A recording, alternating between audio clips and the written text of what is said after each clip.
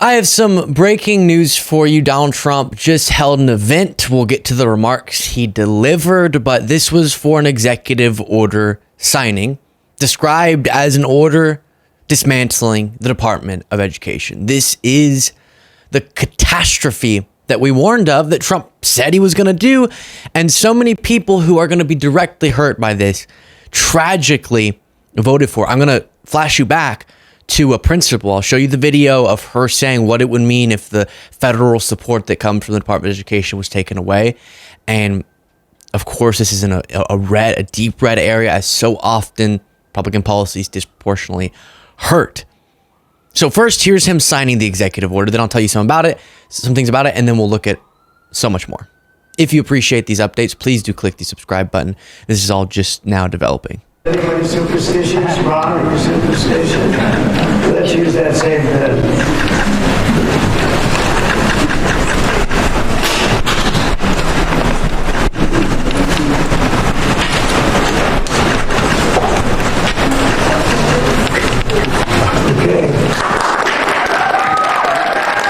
And there once again is that signature that to release us for a second from the stress of the consequence of this that we'll dive right back into for a little bit of comedic relief. I want to remind you of what a handwriting expert said about this signature.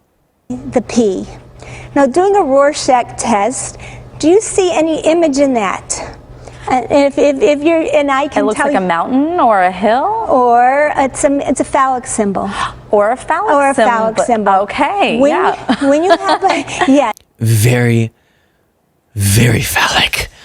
And you might remember this moment as well. Or peaks, and I don't know how that's... Well, they're angles. His handwriting became tighter. When you have angles, and you can even try this. If you do this with your hand, do it, try it. Out there, try it. How do you feel? You just wave it up and down? Yeah, but angle. It's very, it feels like angry. Angry. Yeah. Right.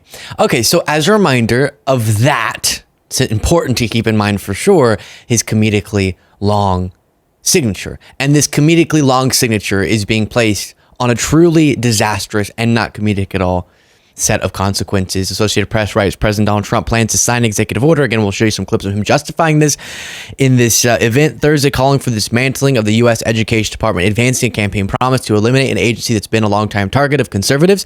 Trump has derided the Education Department as wasteful and polluted by liberal ideology. However, completing its dismantling is most likely impossible without an act of Congress. Again, he's seeking to do something against our Constitution, unilaterally dismantling an agency that was set up by Congress, thus would have to be wrecked by it. A White House fact sheet said the order would direct Secretary Linda McMahon to take all necessary steps to facilitate the closure of the Department of Education and return education authority to the states, while continuing to ensure the effective and uninterrupted delivery of service programs and benefits on which Americans rely, which is the part they keep saying, no, don't worry, it's not going to interrupt benefits. And then it keeps interrupting benefits. It keeps happening in all of these things. We're not going to do these cuts. We're not going to, it won't you impact this. And we see the Social Security story of, because of the Elon, dead people, someone gets their benefits cut off, thousands of dollars taken away from them. And they very much were not dead. And one story after another of how they just keep lying when they say that. Before showing you the type of person that this will impact, the schools, the children, if indeed this executive order is anything more than just a piece of paper, we'll see, because legally, as was mentioned, you would need Congress. But he shut down USAID without Congress, illegally, as a judge stated. Here's Trump during this signing ceremony. I'm pleased to report that after offering these federal employees 2 generous buyout options, and they were very generous, and they're good people, but they were very generous. My administration has initiated a reduction in force, and we're already cutting numbers that were really surprising to a lot, that we were able to do it so successfully. And we've cut the number of bureaucrats in half. 50% have taken office, which is great. The people who facilitate the support for community schools, children, educators who need it, they're being pushed out.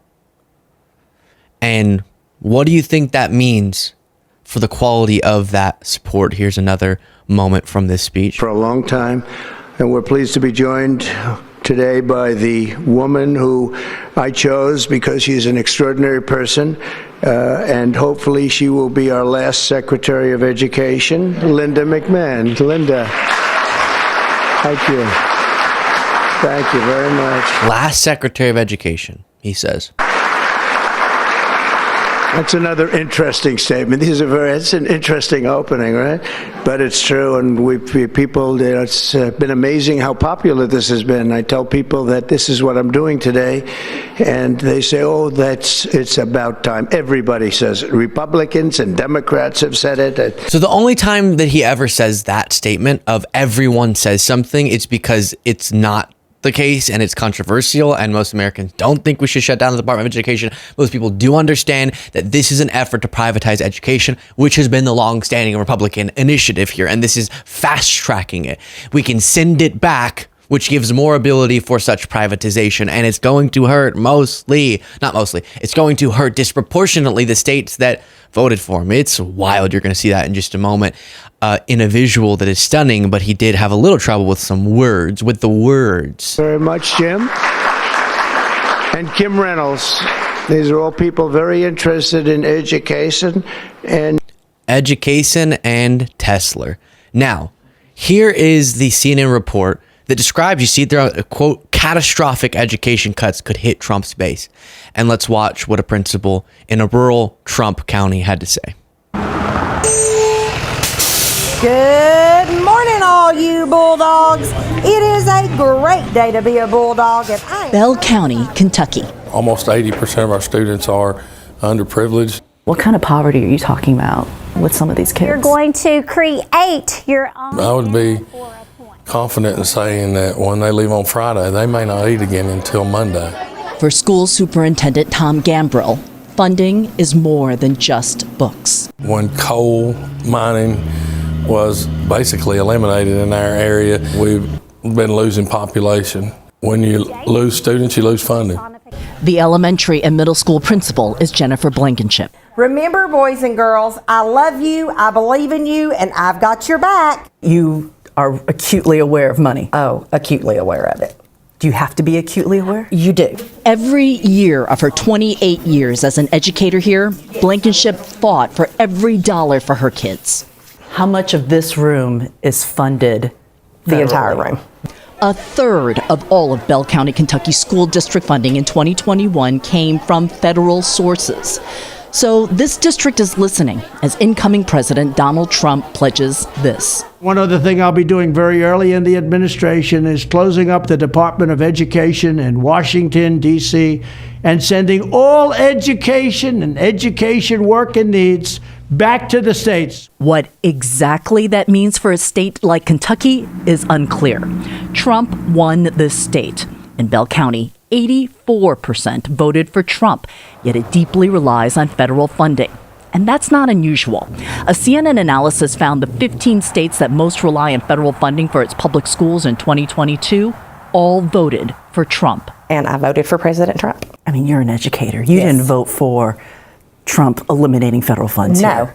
I did not vote for that. I voted for President Trump to make America first again and to improve our lives. Do you believe that he would cut funding for this county? I want to say in my heart, absolutely not. I do not think that's what the voters want. If we have federal cuts, then that's going to mean bigger classroom sizes. I would lose teachers, first and foremost. It's devastating for this school in particular. If these cuts happen, it'll be awful. It'll be awful for our kids. Mrs. Goodnight as her fourth and fifth. And I think you get the gist of it there. So it's heartbreaking. We'll see what this means. I'll add stuff now. Just a piece of paper has been signed, but they've already been pushing out people of the Department of Education. And so the basic services and the uplifting that we need for people is going to go away for so many. And when they talk about just send it to the states, just send it back to the states. The reason that we've even implemented policies to give federal support to states is because clearly there was a need, there was a deficit. And that so often is read states particularly exacerbating those problems. And how people don't connect that with Trump, many of them in these states who voted for him, is disturbing. One more moment. But I believe we'll get it done. Today we take a very historic action that was 45 years in the making. In a few moments, I will sign an executive order to begin eliminating the Federal Department of Education once and for all.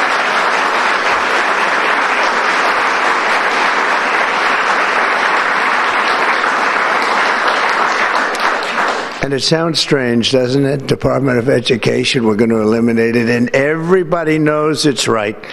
And the Democrats know it's right, and I hope they're going to be voting for it because ultimately it may come before them, but everybody knows it's right. Again, he's lying there, and this is not popular. And ultimately, I reiterate, because of this right-wing ideology that we should have private organizations manage education, and that would be better, and it could be a more market approach, and that would be better for everyone. And obviously, that would, as so often with these privatization efforts of necessary services, would end up being great for people who have money and leaving behind people who don't. And we've looked at the specifics of that before. If you're wondering kind of what in the lives of a student, if you have a child, does this mean? As we continue to follow this, because we need to see what it is that's actually being done. Dismantling. There's a lot of these big proclamations. But the ultimate goal here is closure. And as we see those steps, I'll keep you updated on what that means for which services, which benefits for which people. But we know it's not going to be good. Share your thoughts in the comments.